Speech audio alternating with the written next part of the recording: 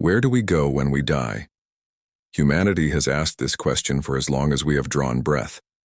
Across cultures, the afterlife was not a vague dream but a detailed journey mapped onto the heavens.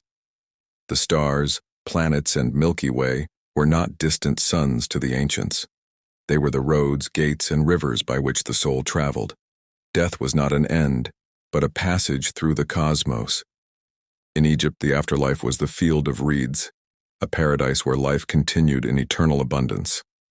To reach it, the soul journeyed through the underworld, passing trials and judgments. The Milky Way was imagined as the celestial Nile, its starry waters carrying the spirit. The heart was weighed against the feather of Ma'at, truth itself, and if found pure, the soul could board the solar barque and sail with Ra across the sky. In Mesopotamia, the afterlife was darker. The land of the dead, Irkalla, was a shadowy realm ruled by Ereshkigal. Yet even here the planets and stars played a role. Dumuzi's descent into the underworld was tied to seasonal cycles, and his partial return mirrored hope of renewal. The dead were not gone completely. Their journey was seen in the heavens in the rising and setting of wandering stars. For the Greeks, the afterlife was layered. Souls crossed the river Styx, ferried by Charon, to enter Hades. But beyond the gloom lay the Elysian fields, a place of heroes where sunlight and spring were eternal. Philosophers imagined a more cosmic ascent, the soul rising through planetary spheres, shedding earthly weights at each level. The afterlife was both myth and metaphysics, both river and starry ladder. In Norse traditions, warriors who died in battle were taken to Valhalla, carried by Valkyries across the sky. Those who died of sickness or old age went to Hell's domain, a colder, shadowed place. Yet even here, the cosmos shaped destiny. The rainbow bridge Bifröst, linked with the Milky Way, was the shining path that connected the realms.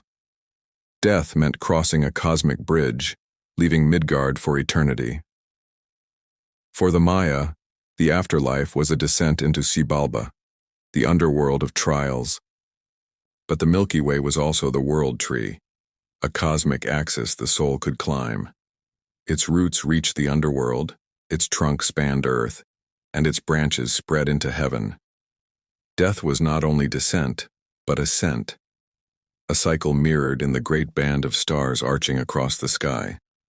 Among indigenous peoples of the Americas, the Milky Way was often the spirit road.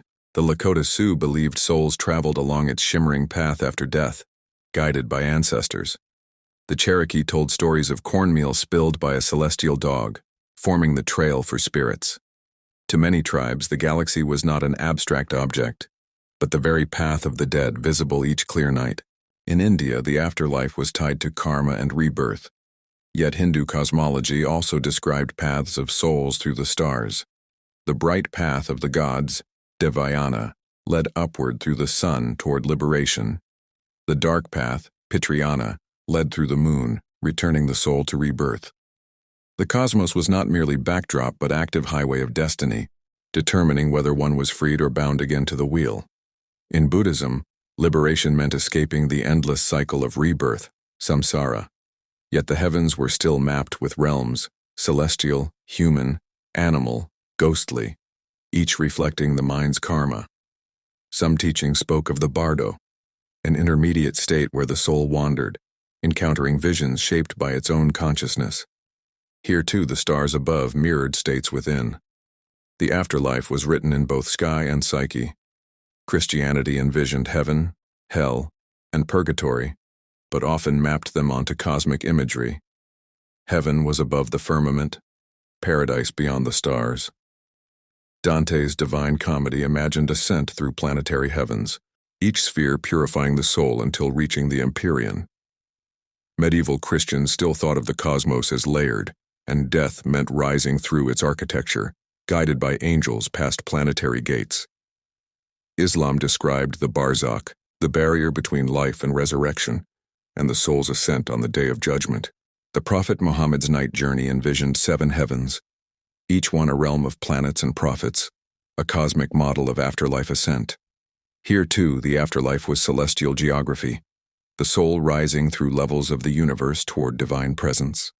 Everywhere the cosmos shaped the afterlife. Whether it was Egypt's starry Nile, Greece's planetary ladder, or the Lakota's spirit road, the heavens were not empty space but the map of eternity. Death was the great journey, and the stars were the signposts along the way. What unites these traditions is the belief that the soul is not extinguished. It continues, guided by cosmic cycles, tested by trials weighed against truth, or carried along rivers of light. The afterlife was not a vague promise but a vivid landscape, familiar to the ancients who watched the sky each night. Today we see the Milky Way as billions of suns, planets as worlds, and galaxies as infinite. Yet the myths still speak. The imagery of light and darkness, of paths and bridges still shapes how we imagine death. Even in a scientific age, we speak of passing on, of returning to the stars. The language of cosmos endures in our hearts. Perhaps that is the final truth of astrotheology. The afterlife is not only belief, but reflection of our deepest connection to the universe. We are made of stardust. We live beneath the Milky Way. And when we die, perhaps we do not go anywhere new. Perhaps we return to what we have always been, the cosmos itself, the eternal light, the river of souls.